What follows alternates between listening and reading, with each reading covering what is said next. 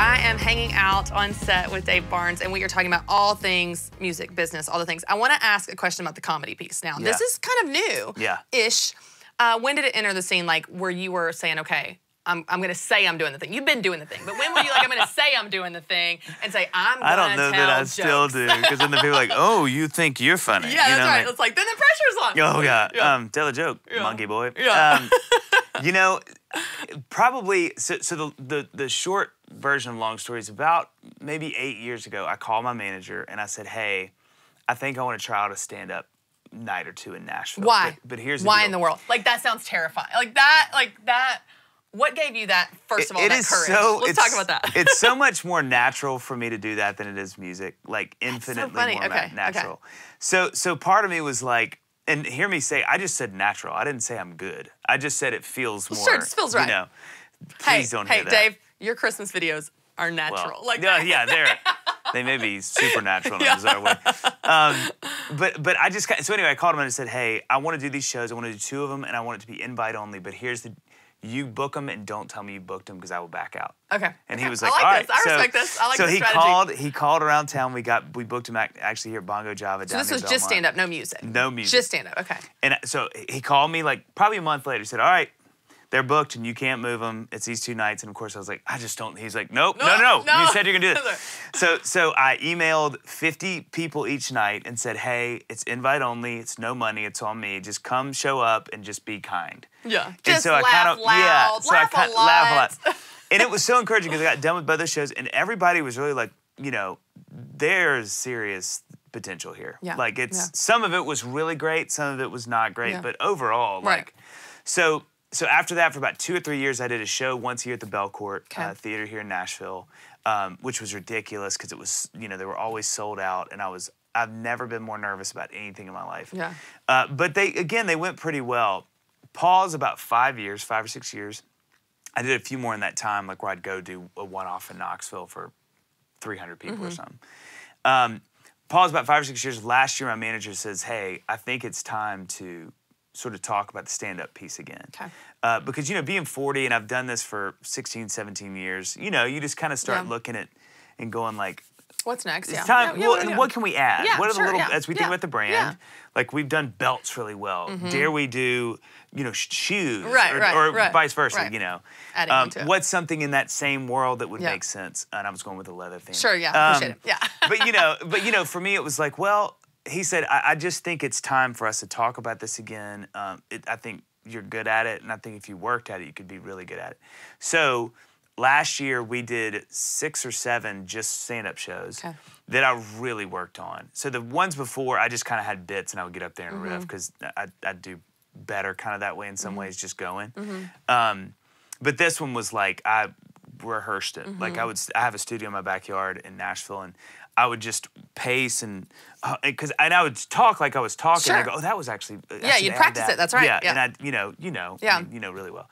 So. Well, you don't know how to tell a story until you tell the story. That's exactly you can't think through a story. You have to tell the story. So and you're like, oh, the punchline goes here. Now I need to set this up differently. Exactly. Yeah. But you don't know until you say it out loud. Do it out loud. Yeah. Like I would pace like an idiot, crazy man in my back house going, well, that's not, oh, that's, you know. Yeah. So anyway, so I prepped for these shows, like spent a lot of time getting them ready. And then we did 6. So I did the first one in Nashville. We did a few in between, Chicago, Denver, other places. Then I came back in the last one, Nashville, and we recorded the Nashville shows. Okay. It ended up being hugely beneficial because I you know, studied those a bunch. And from there, this year, in 2018, we've done half music, half comedy. So the shows have been 45 to 50 minutes of just music, then an intermission, then 45 to 50 minutes of just stand-up. The band leaves, and, you know, the whole thing, and then we do like an encore, or a song to end the night. And it's been so much fun. I mean, super tiring. Just mentally, I'm like, you know, barely making it through the last song without slobbering or falling asleep. Or maybe both.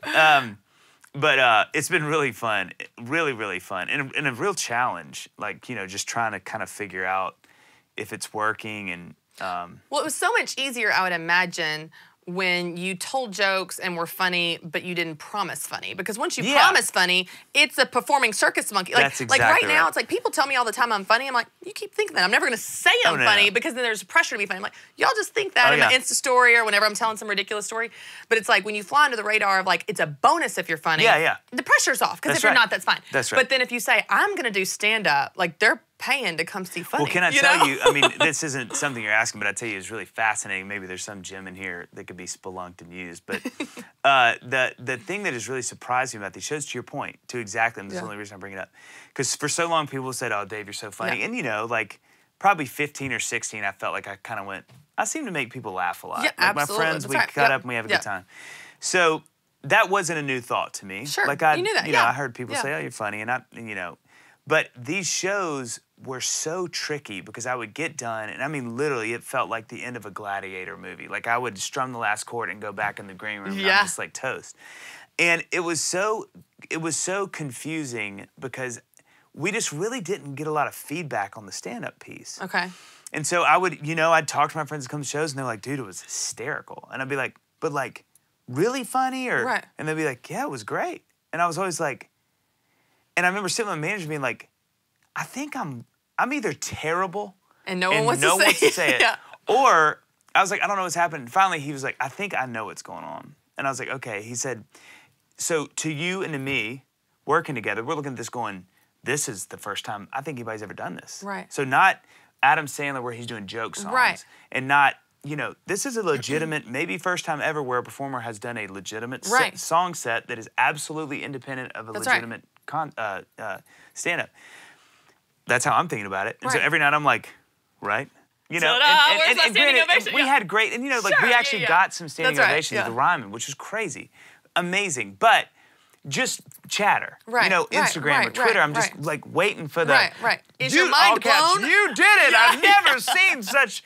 You know, you juggled all this stuff. But what I realized, and Chris, my manager, finally says, like, I think I know what's happening. I think everybody knows you're funny. That's right. And I was like, what do you mean? He goes, no one's surprised. No one's surprised. That's right. That's why they paid to come to begin with. And so for me, it was like, oh. It's you're surprised, but they're not. Well, and they don't see the work that goes into it. That's right, because while, you know, I may be funny, I haven't put a show together.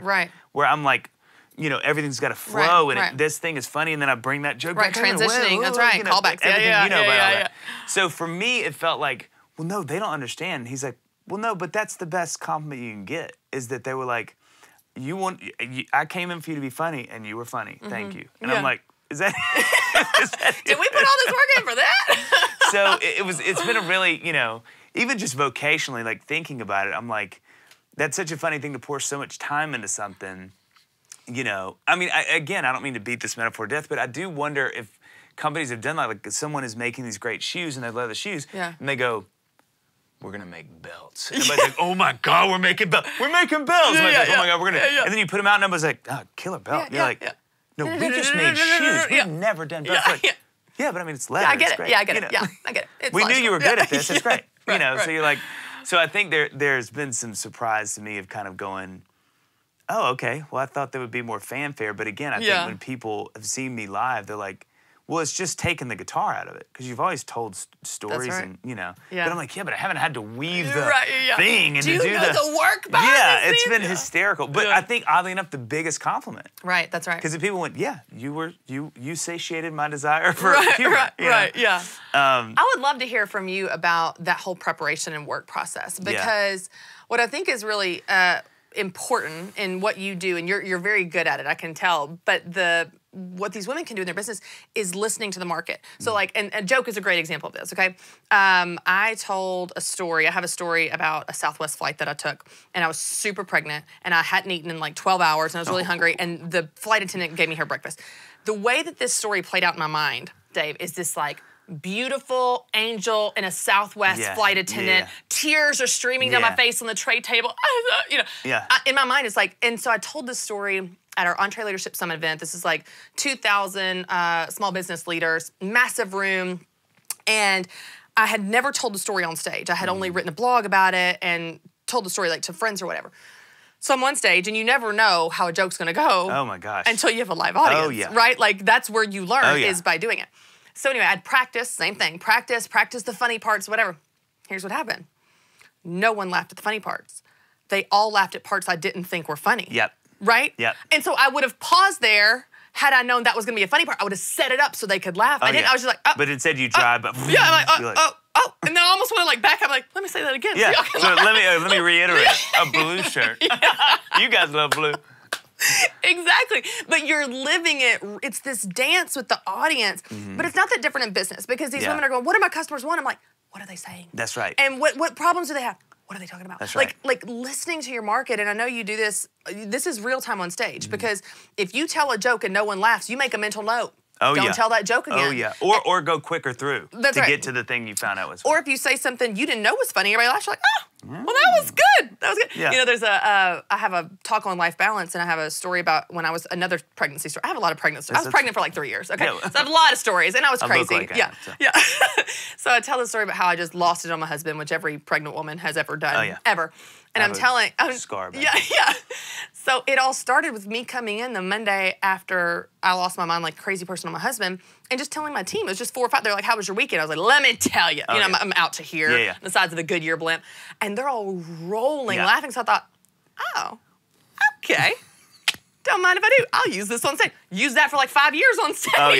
Oh yeah. Just I think there's such a underestimated portion of that, like you said, that preparation, but also the real time listening to your audience. So like when you're preparing for a stand-up segment versus music, which you know so well, what's the, like, is the process different? Or what does that look like in terms of the work behind it? Yeah, all that work you just described. The work. Yeah. Let's talk about it. Music is so different, and that was a lesson I've learned doing these. Is because you get together with the band, you run the songs, you're just really trying to remember the lyrics and not mess up singing, in your guitar part, and then hopefully the band's doing the same thing. Where comedy is like a live thing. Right. It's ever moving. It's like during the night I've got it. Right. Yeah. Where music, it's you kind of know almost formulaic. Yeah, exactly. And so the prep, I think for those things, and too, I think like again, anytime you've done something for a long time, it gets a little mindless in a wonderful way. Right. Like you just I know how to play these songs. I've done it, and so same as if you're making something. Yeah. You just know, just stitch it here and then there's a boom, done. Right. Or paint it and I do that. I know that. Yeah. And so I think that has gotten to be less of a setup, and now the comedy thing has been so much more prep, which is kind of fun. It's new. It's new, and it takes a lot of. But to your point too, this is a lesson I've had to learn a lot in the last few years about listening to your audience. Is, it takes a lot of things. I think it takes grace for yourself to learn. So be like. Telling yourself, I'm going to mess this up some. Yeah, I'm a beginner at this thing. It's that. I think it's also, there's a really hard thing to me about vocation, that when the audience really starts to come back with this is what we like, and we consistently like this, and we may even love this, and more people come back. For me, a lot of that is love songs. Like people really gravitate toward my love song. The good thing is I love writing them, but in me, I don't want to just be a love song, writer. And so, but business wisdom, business acumen tells you, you need to give the people what they want. That's right. In as much as you aren't, it's keeping your brand. You're not sacrificing something new. It's like, I don't want to do this anymore. But also going like, this is a business. Right. Even in music, this is business. Like I want people to want to get it and to buy it and to come to shows so that I can pay for meals for my kids and my wife and everything. So I think it's that really weird yin yang. But you have these surprises. Last year we had a guy come on that kind of helped us launch the record beginning this year, and it was really fascinating. We sat, and he's kind of a social media guru, and he's like, do you know what your most liked post last year was? And I was like, I'm sure it's one of the weird characters I did. He was like, it wasn't. And I was like, really? He said, yeah, it was the post that you put up, and it was a picture of my mom and dad hugging on stage at his retirement. And it's just this beautiful, really, it meant a lot to me. It was just dad's holding mom, and she's kind of crying. And I just wrote this little thing that said, I'm so thankful for dad and his service and how the Lord's using him. And he was like, that was the most liked picture. And he's like, so what that tells me is people like that you're funny, but they really like seeing these little vignettes of your life. Yeah, and it was like, isn't that interesting? And so it's fun when you get new data like that, where you kind of have a groove. Right. And truthfully, like I laugh about this all the time, but like if you look at my Instagram, you wouldn't even know I did music. Yeah, yeah. Because we've just found, like, it's a joke. Like, I'll put a music piece, be like, eh. Yeah. Oh, he's doing a face. Yeah. You know, now, and I think you have to have, so there's grace, there's you know, being okay for surprises, there's sticking to what you know you do well, and then there's also this piece that's like, there's going to be things that people like that are, that I have, you know, I love being funny and I love doing that, and I've just had to go, you know, it's totally okay that people, you know, people still love my music. That's right. Just because they don't like the music content as much as they do the funny stuff, that has nothing to do with if they still like the music. It's just, you know, kind of learning your people enough to go like, oh, okay, I see some trends here. Yeah. This isn't taken away from that. Right. It's just a whole different thing. Yeah. You know, which is really tricky because you have to kind of dive these little deaths sometimes. Yeah. Well, but people love to laugh. Like if you can make them laugh, like it's such a unique skill that people, it's such a gift to people. But what's so interesting about what you're doing, like you said, that never been done before, this comedy and music, is with music, people love the songs they know. Yeah. They love to sing the songs, every word of God Gave Me You, or, you know, whatever, all that stuff. So then comedy is the exact opposite. I remember I went to go see Brian Regan at the Wright. Oh, yeah. I'm obsessed with Brian Regan. Oh, he's hysterical. And he comes out and he does an encore. And he's like, what do y'all want to hear? You know, like all the classics or whatever. And so somebody's like, Donut Lady. So he does the Donut Lady skit. And the audience is like, yeah. He's like, yeah, that's how comedy works. There's an element of surprise that makes it funny. That makes it funny. Yeah. And the moment you don't have that element of surprise, it's not funny. So what's interesting about this dichotomy of people want the classics of their music, they want to sing every word to every song, but you better not tell a joke twice. Oh no. Because it's not funny anymore. Oh, yeah. The moment you tell it twice, it's like they've got the punchline, they know it's coming, and it's an act. It's so interesting. To your point, they're loved for different reasons. Music is loved because it's known, comedy because it's unknown. Yes. And so you have to kind of balance. Yes. Which nobody does. That's exactly what you're doing. Yeah. Okay, as we wrap it up, I would love it, Dave, if you would tell us a little bit about, in terms of looking back on your career and kind of how it's evolved. You are in an industry that there are so many ups and downs, and we're talking about perseverance in this episode, and certainly in business, it's the same. There are highs and lows. Entrepreneurs are, you know, they're having the best day of their life, and then at night they're like, why am I even doing this? Yeah, right. What has kept you going, and how do you, even on a tactical level, how do you get through those valleys, those disappointments, those tough times where you're like, man, this is really hard, you know? What does that look like? You know, I think for me, I love to create. I love playing and I love performing, but I love to create. So I think for me, I've just noticed consistently that I am always doing the best when I'm creating. Like, I just feel the most fulfilled. And so I think in those seasons where I get kind of down, or I kind of feel like, is this even worth doing? Is anybody paying attention? Oddly enough, the best thing I can do is just to go back to what I love to do about it. And that has always given me the gas to sort of like push forward. And I think too, you know, that's when new music happens, and some new idea or some new way to do the music that I haven't thought about doing, or content or something, you know, I haven't sort of sung about. So I think for me, it's getting simple. It's getting small and going like, okay, there's a million things I could think about. Why weren't there as many people at that show? And why did all those people show up at this show? And why was that not as good? But going, no. What is it that I love to do? God, I love to write songs and sit in my studio and write songs. So that's what I'm going to do. And all of a sudden, it's like it purges. Yeah. You just kind of forget and you go, oh my God, I love this chorus. Where's it going to go? Where's it going to go? And so I think for me, that helps me a lot, is kind of getting back to why I want to do it in the first place. Yeah. Because it just kind of realigns. I feel like it gets me back to that kid, that 20-year-old kid that was like, I'm so excited to get to do this. To do it. Yeah. I imagine too, like at least for me, back to what you were talking about a little bit ago about the balance and the margin. You know, our podcast producer Chris Wright, behind the glass that you talked to, he told me, we came in for a recording. I don't know, this may be like 6 months ago or so, and he goes, this was after I'd recorded my teaching and stuff, and he goes, you have such better stories now. He goes, there for a while you didn't have great stories. And I was like, yeah, I didn't have much of a life. He goes, yeah. He goes, you have better stories. I go, I have a life and stories that I lived that I can now tell. And so even back to your point of creating and creativity, like having that margin in your schedule or in your energy, you know, or in how you spend your time to be able to have those ideas flow. Like it's really hard to have great ideas when you're, you know, underwater, just trying to keep up day to day and going 90 miles an hour. Kind of full circle, which I wish I could tell you I meant to do this, but back to literally the first thing we talked about. I think that's sometimes the margin we have to create in our vocational life is when we go to things that aren't productive, aren't monetary, for me, I have to know what continually inspires me. Me going and listening to music on the grid is a waste of time. Like, go write music. Right. That's what makes you money. Right. But I'm not going to write great music unless I go listen to great music. And so having these places for margin where it feels like, but going, no, there's a long play here. Yeah. This is going to be beneficial in the long run. Yeah. And to your point, just living life. Like the comedy part of what I do, it's story. So I have to be going and doing. You have to be doing things. Yeah. So is it wise to go, with my friend, we're about to go in a few months to London for 4 or 5 days for kind of a joint 40th birthday thing.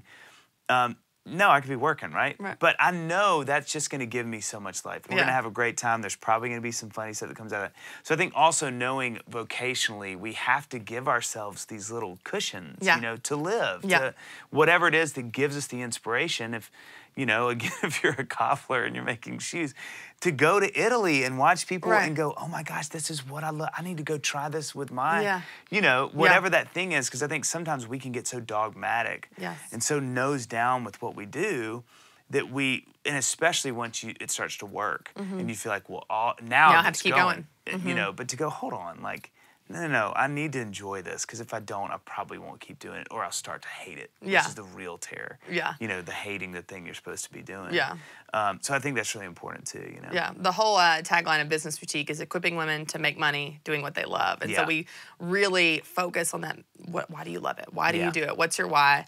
All of that and keeping that front and center so you don't wake up like we talked about 5 years down the line with a business that you hate or a music career that you aren't proud of. Because there is no amount of money. There's no amount of money that takes that feeling away.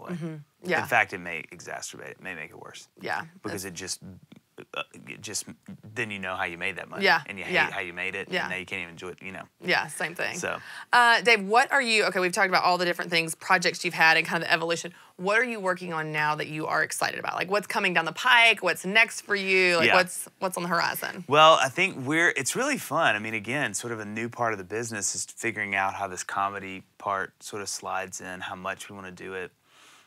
We're sitting with my booking agency tomorrow, actually, or Wednesday, and just kind of going, all right, we did it. How do we feel? Right. What's been the response? The places we've played, have they liked it or not liked it?